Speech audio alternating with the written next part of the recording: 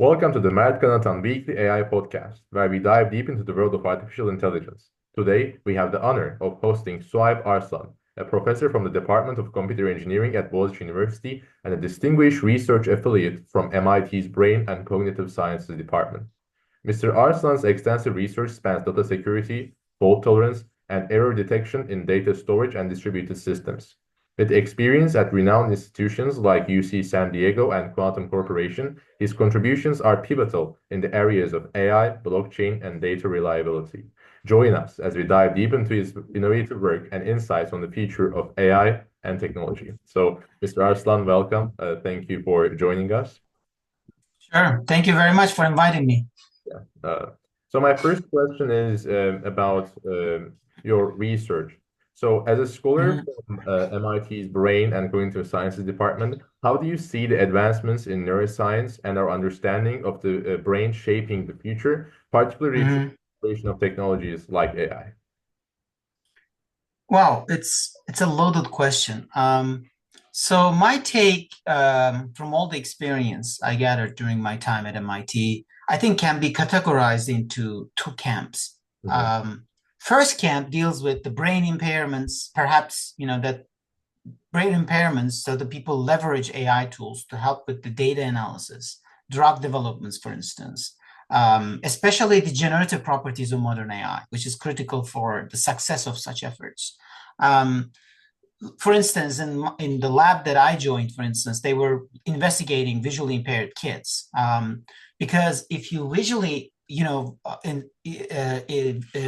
inspect these kids, through their electrophysiology or behavioral studies, etc., that could actually help guide you the training protocols of AI, develop like interesting training protocols of AI. So similarly, autism, for instance, could be remedied by the generative content or protein sequencing, for example. So humans with various disorders in the brain could be socially inactive, and AI is shown to help them to engage themselves with the rest of the society. I think that's one of the camp, the first camp is all about. The other camp, on the other hand, is more human-inspired or human-centric, AI developments. This premise behind this trend is based on the inspiration gained through various behavioral experiments, neuroimaging studies, by running analysis of brain mechanisms and connectivity patterns, in the brain. So those experiments are conducted on neurotypicals, rather than, visually impaired or auditively impaired people. So they're healthy patients. But again, the humans are involved, but the perspective in the second camp uses humans as reference and translate inspirations to computational frameworks. Yeah, especially in the future, I saw in a science article that the researchers modeled the entire neural system of flies. So maybe expanding through that, maybe we can gain like a deeper understanding in neural networks, for instance. Exactly. That It's might. actually it's actually both ways. You learn, you use the AI tools to understand the brain, or you run some experiments like neurophysiological experiments or neuroimaging studies, behavioral experiments, online experiments to learn the brain, understand the brain, and then translate that to the Yeah, neural network development. So it's actually bi-directional research. exactly. And in this research, the one of the key points, especially in AI, is data. And in your work, you worked extensively on error detection and fault tolerance in data systems. Right. And as AI's demand for massive amounts of data continues to grow, do you predict that areas like data security and fault tolerance will become even more critical to ensuring the reliability and safety of these large AI-driven technologies? Um, I think one must confess that the current AI-driven systems are empowered by the voluminous data. Hmm. In other words, the size matters. Yeah. So this year's, for example, Nobel Prize for physics is given to Geoffrey Hinton for his contributions to computational intelligence. His ideas, for instance, turned into algorithms, nice and neat, no problem.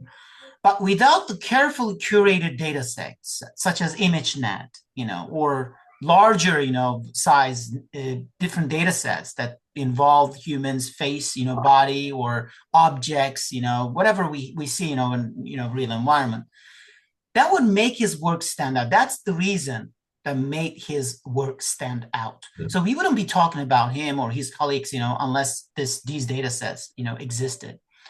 With the rise of technologies like IoT, power efficient GPUs, data storage, intelligence storage, the data availability and access to large volumes are now the issues of the past. They're no longer applicable today to today's technology.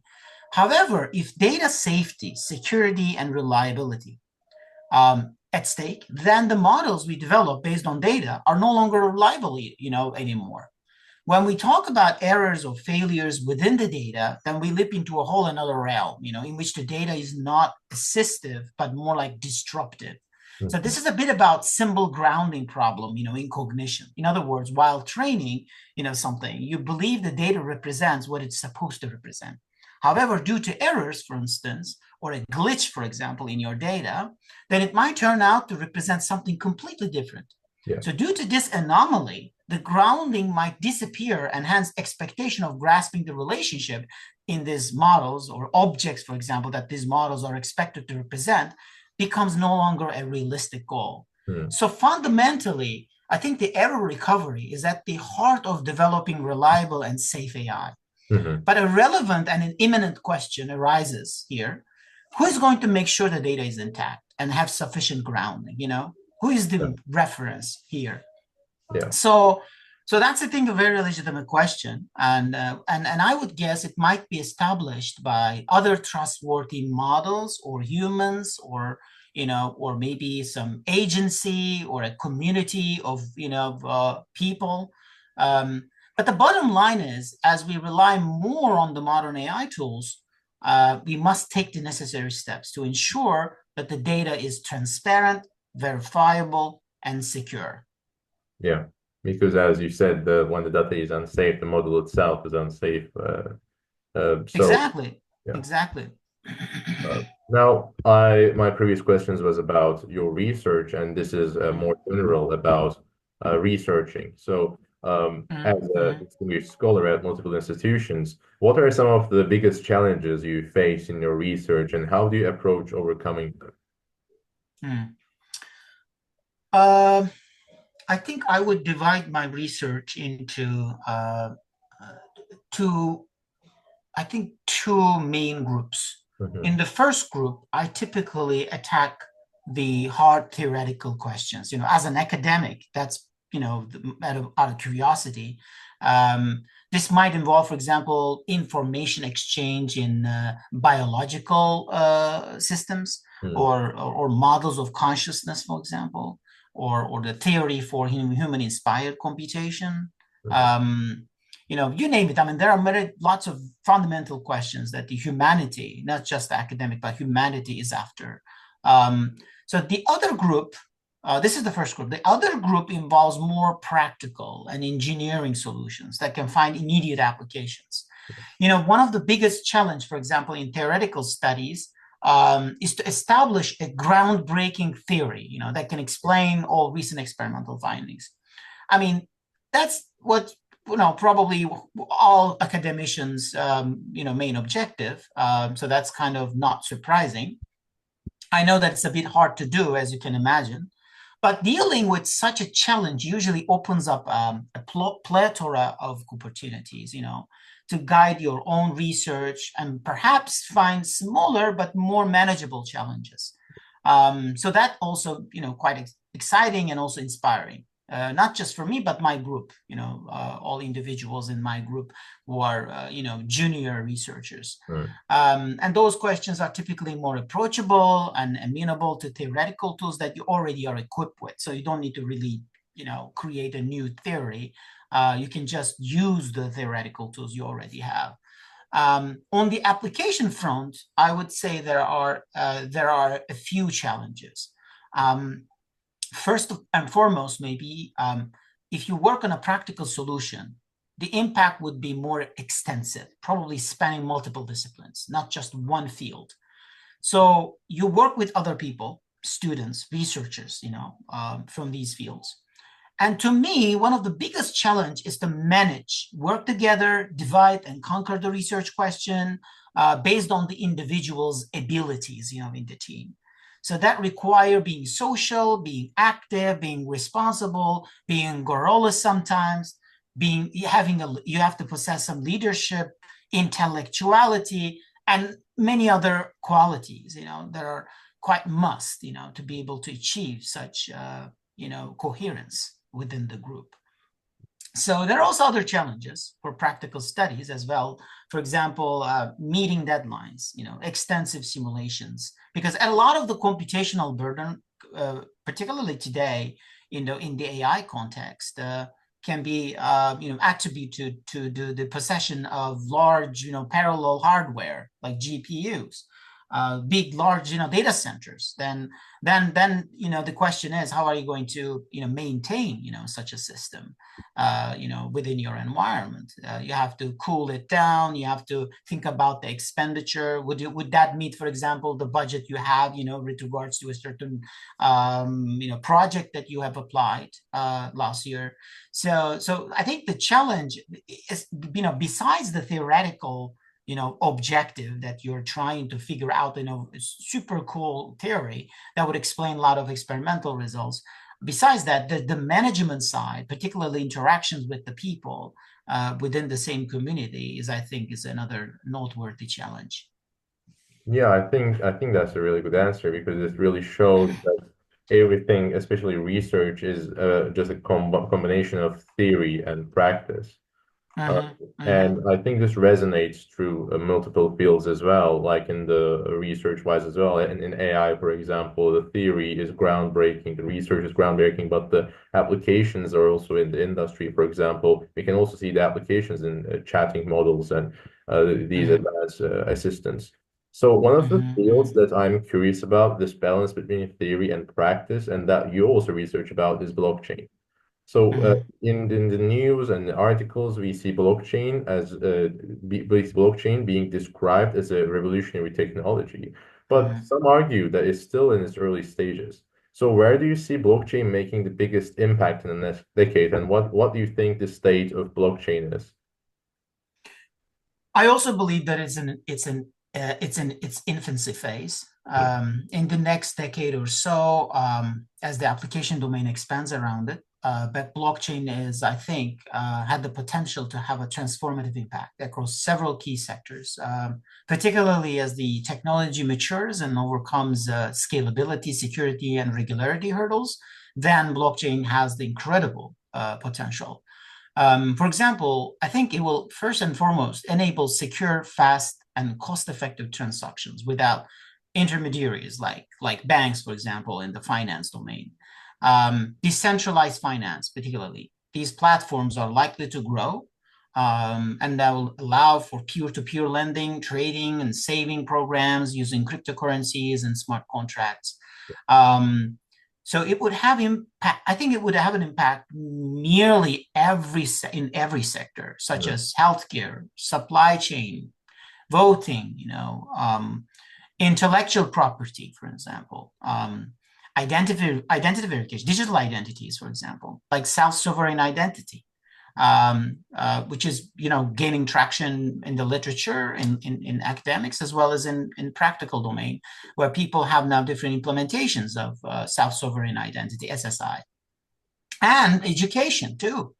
To me, the most impactful fields that could soon to realize blockchain's transformative effect are going to be digital identity, in which individuals shall manage their own identities to share or validate. Like, in other words, I have an identity, but who is going to see it and when they're going to see it? Because currently, as you know, if you just want to, utilize a service over the web, you will probably be asked to, log in. You have two options. You either use your Google account or Facebook account, whatever the account you have, or you have to just fill in the form and then create an identity for the web. But that is a centralized, perspective. And that's usually, leads to a lot of centralization in the, in the web, particularly from digital identity perspective. So therefore, these, you can imagine the many fields, including AI, are increasingly becoming dominated by the giant key players such as Google, Facebook, and they also have a say on digital identities. Yeah. So tech companies such as Google, Amazon are now policymakers in the field of generative AI or digital identity. So no one knows what they're doing. They possess the data and they possess the resources to train, trillion parameter foundation models that would impact millions of people in the next decade or so. And yet there are no tangible regulation effort, either by governments or policymakers. I think centralization in such a climate might be the worst thing that could happen to humanity. And blockchain could be, I think, can be considered as a savior by providing the transparency, decentralization, and security, which could save us from burden of uninformed data use, power games, and the like. I think everyone must be the sultans of their own data. People will develop better understanding and awareness of what to share and how to share once they are better informed about why such models need their data so badly. Yeah, I definitely agree with you, especially in the large chunks of data being monitored by only a few institutions. And blockchain can be revolutionary when it comes to managing this data or managing the architectures. And my next question is about this application of blockchain that also is a multidisciplinary field with key theory and computer science, which is the Internet of Things, which you also researched. You researched about the distributed ledger technologies and the Internet of IoT, in short, Internet of Things. So how do you think this intersection can happen? Do you think there's like a multidisciplinary approach to this by combining blockchain to make IoT more efficient or more secure or more private? And what's your vision on this? And also at the same time, is there a key application sector for IoT, for example, in the market currently? So what are your general opinions about this intersectionality? I think I would say they can work together. I mean, for sure, it's kind of a straightforward answer. I even had two different special issues in the IoT journals with my colleagues in the past, and none was about the integration of blockchain and AI, though. But it was about they were about IoT systems. So I guess I have to propose another one that would specifically focus on the integration of blockchain and AI to the IoT ecosystem. So in an effort to address your question, let me first say that a marriage between the blockchain and AI could be super useful, but we must be careful about the engineering side. Decentralization, transparency, or democratization of AI training or inference, for example, they could come with increased computational complexity because there would be a race. Whenever you have people involved, there would always be a race, and there is always a cost. If you want to rely more on the increased security levels of model training and data sharing among the members and partners of the community, then there is this race. Computation, I think, would mean increased demands from the environment, carbon emissions, for example. Yeah. And what do you think about handling because I think you said something about it. What do you think about handling the data on the blockchain? Because I am aware that there is always some fees of transactions in the blockchain and the fee of holding something on some of these networks. So do you think of the obstacles to immediate application is this costliness coming from those fees, or is there a more optimized way to handle it in order to get like directly start to use AI and blockchain together on data especially? I believe the cost could be due to the fees. But I think the main cost would be, for the consensus protocol. Yeah.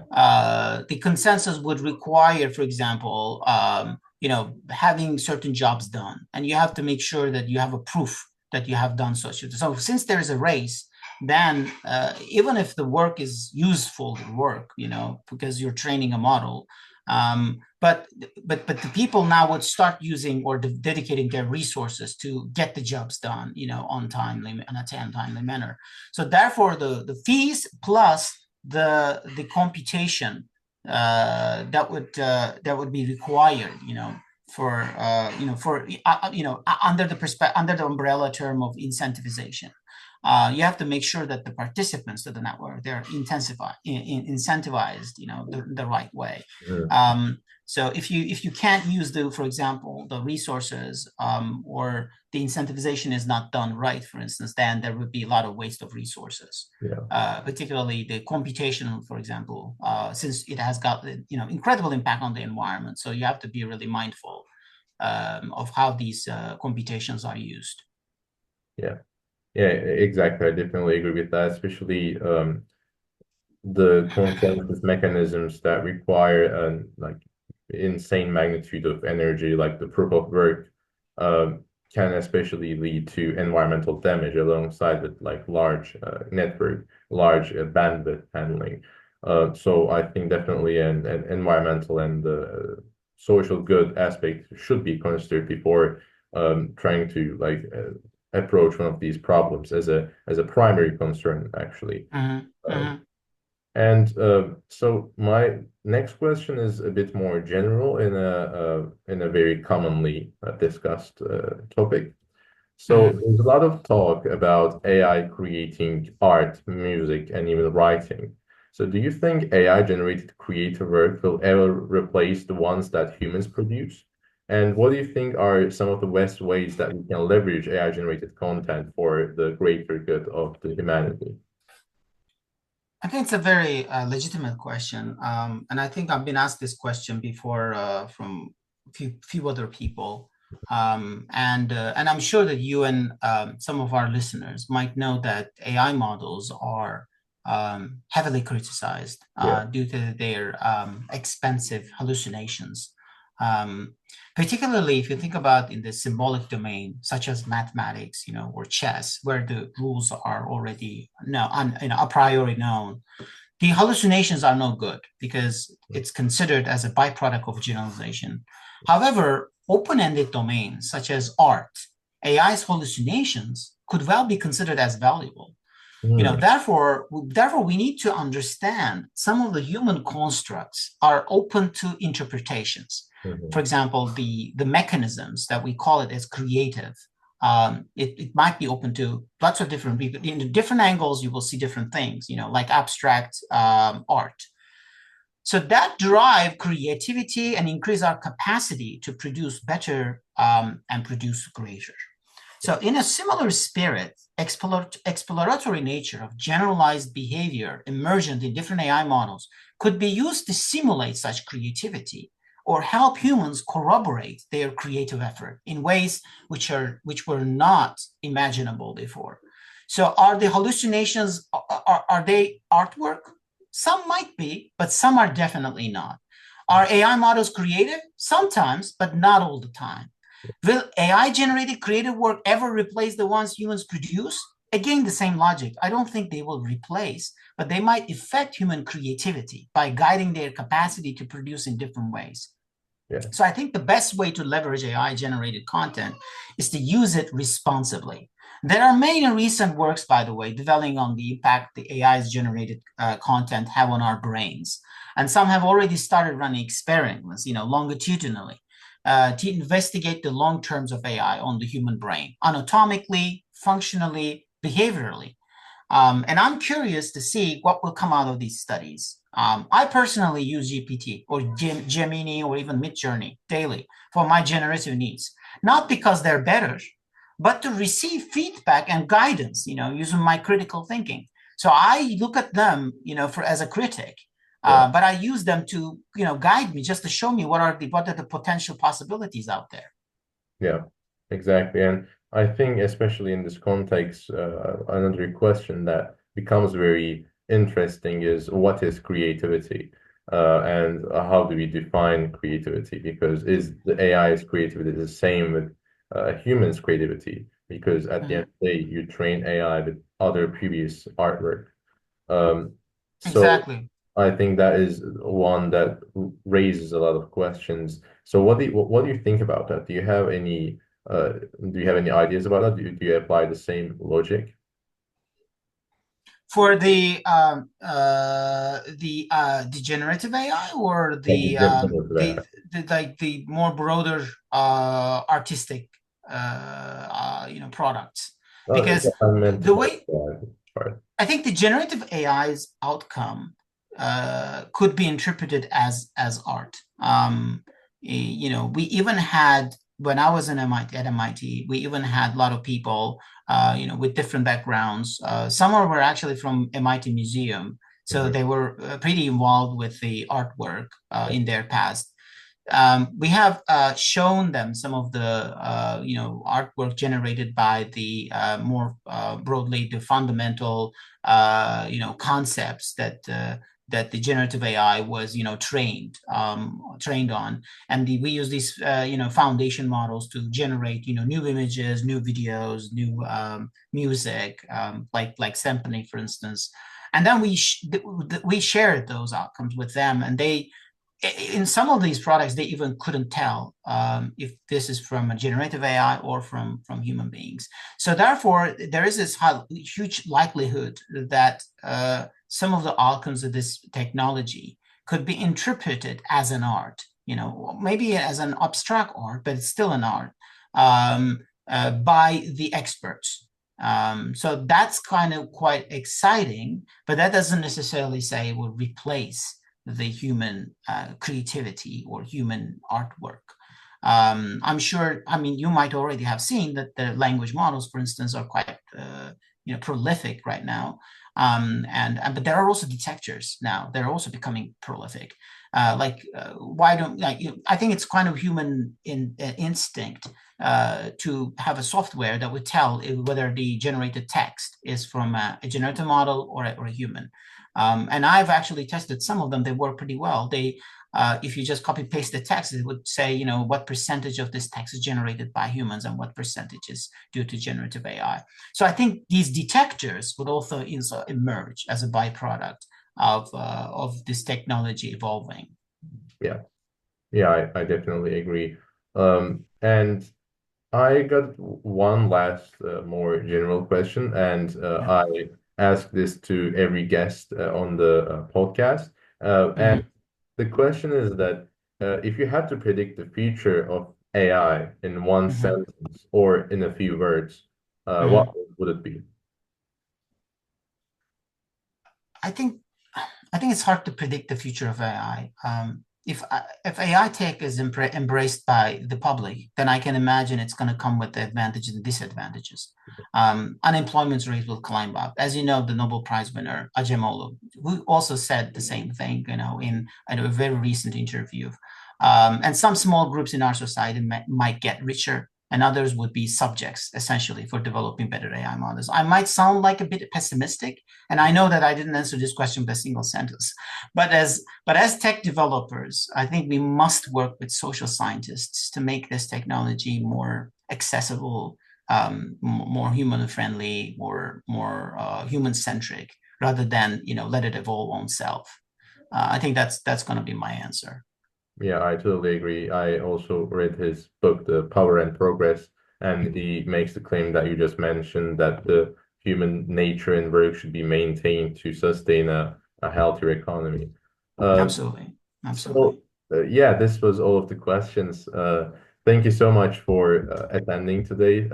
I think your answers were really helpful to the audience and it allowed the audience to get a lot of insight. So, thank you so much. Thank you very much. Thank you for having me. Yeah. So thank you for joining us on this insightful episode of the Mert and Atan Weekly AI podcast. We hope you enjoyed our conversation with Mr. Suayb Arslan and gained valuable insights into the future of AI. Until next time, stay curious and keep exploring the world of AI.